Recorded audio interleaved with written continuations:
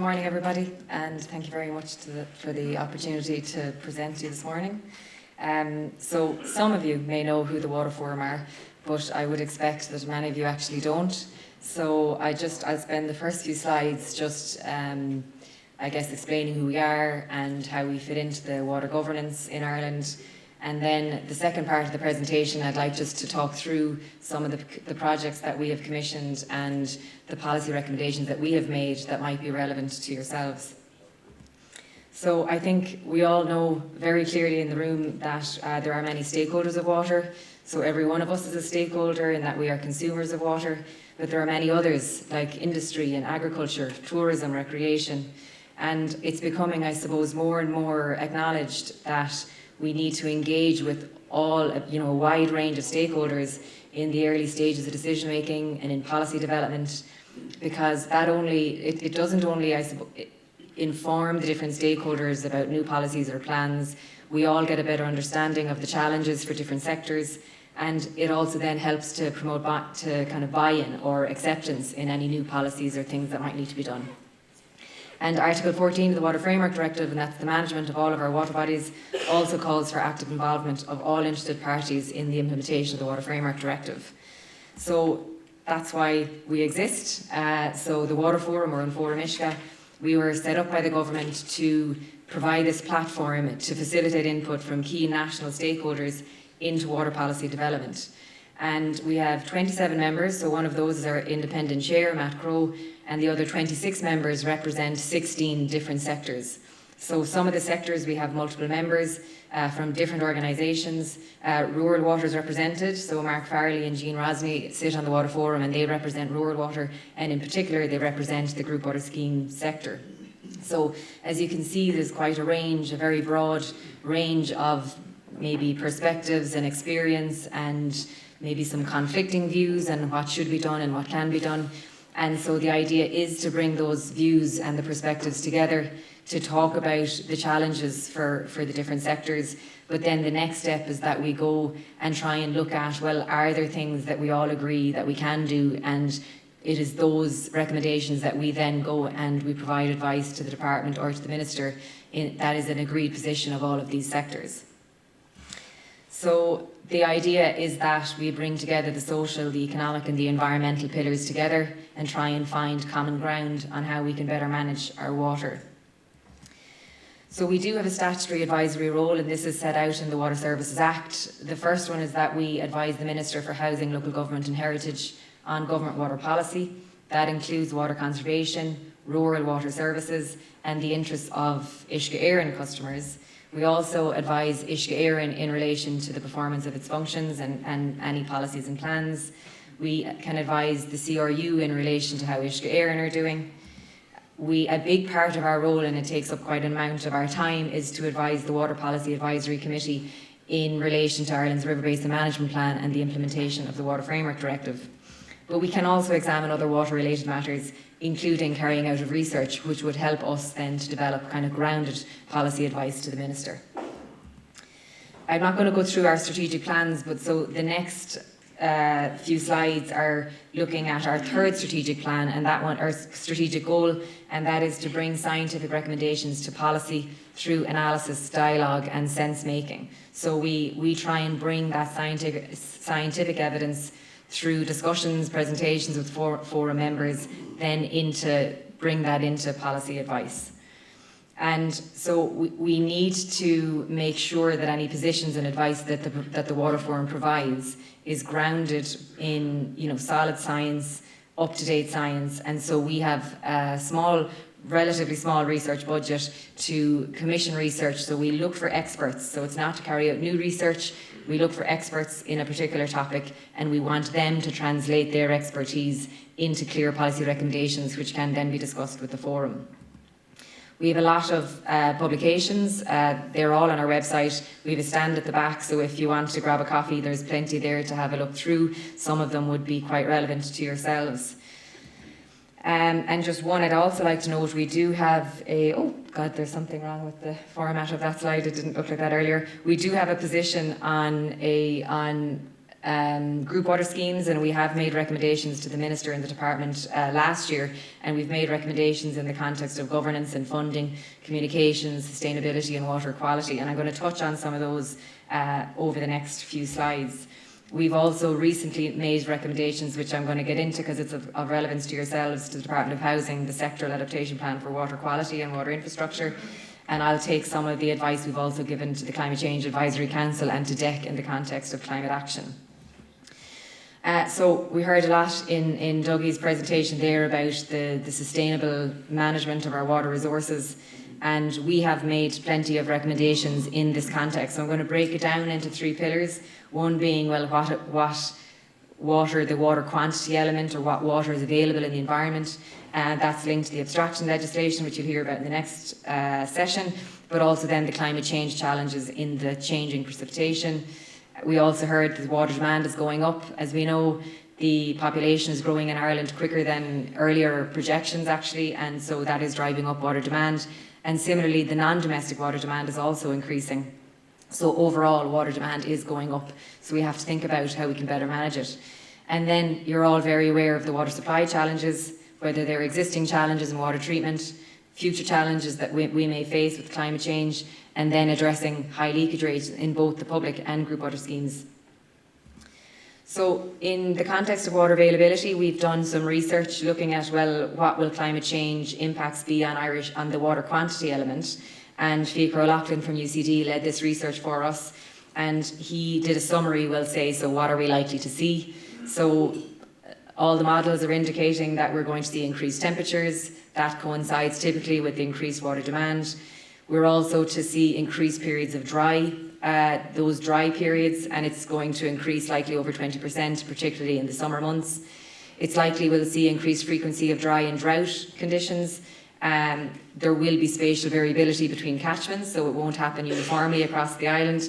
And there will also be increased flood events. And so while that some could argue will counterbalance the drought, unfortunately we typically don't have enough storage to save water from a flood event and use it much later in a drought event. So we have made some recommendations, and one is at national level. We have called for drought management plans. So currently we do not have drought management plans. This has been flagged by the European Commission, and we have said where the data allows, we should be looking at drought management plans at catchment level, and that would help yourselves even to start looking to the future in your own supply demand deficits and your own schemes in the context of drought planning. In our position on group schemes, we have highlighted the need to be planning for those future impacts from climate change, and in particular the changes to water availability which may happen during periods of dry and drought. What we did note just this summer was that the draft sectoral adaptation plan for water quality and water infrastructure, which is basically the plan that is supposed to highlight the actions that will be done for water in the context of climate adaptation, and there's very little, if no, direction given to group water schemes in this plan. And so we have noted that this is something that should be addressed, and we have asked that an action would be included in the plan where group water schemes will be supported by the Department, the National Federation of Group Water Schemes and local authorities to assess and plan for future impacts from climate change. So in the demand management, so this is the water conservation element, we know in the public water supplies there has been significant challenges this year and other years in that we've had water conservation orders in many counties in the south and some other supplies, and this was due to reaching these critical kind of drought levels. And Uisce Éireann are engaging on media and on their website trying to encourage people to use less and be more efficient and careful about wasting water. And similarly yourselves, the Tobin report published a few years ago indicated that water demand management is the biggest climate change challenge facing the rural water sector. And the Federation have long been encouraging practices of water conservation and some really nice material for schemes to use if there was time of water stress. But what have we done in this context? So in the water demand. So we have done a number of research projects or commissioned research projects on water conservation. One of those is we wanted to know about domestic water conservation and can we do anything about it in the context that we don't pay for water. And Sarah Cotterill from UCD led a really nice piece of research on domestic water conservation, which I'll go into in a second. We also looked at non-domestic water use and about water efficiency at building scale. We've hosted a series of stakeholder workshops trying to bring together the key stakeholders to talk about various parts of water conservation.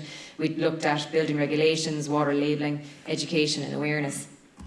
And we did a national survey where we tried to get an idea of just the general public. Is there a willingness to conserve water? And this indicated that there was a willingness to conserve water, but actually there was a lack of understanding about how to do so and a concern that it might cost people money to implement measures. So one of the things in Sarah Cotterell's research was she looked at where water is being used in the home, and she looked at international best practice. Is there anything we can be doing in Ireland to kind of better improve water conservation? She presented 10 key policy recommendations, and her report is stand below. But one of the things she called for is updating building regulations, basically to make our houses, buildings more water efficient.